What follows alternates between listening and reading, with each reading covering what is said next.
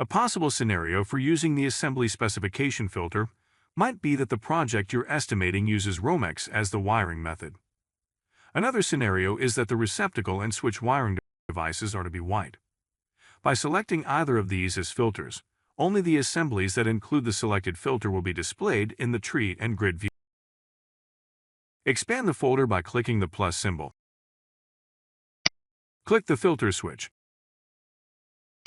Click the specifications link. Check the checkbox for any specification that you want to use as a filter. Click the checkbox. Click the Save button. Click the Yes button.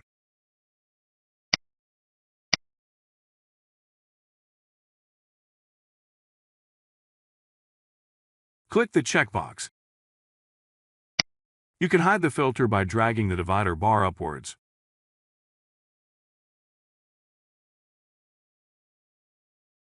Click the box Enclosure and Accessories folder. Notice that all of the assemblies displayed in the grid include Romex wiring. Click the Show All Folders and Items button.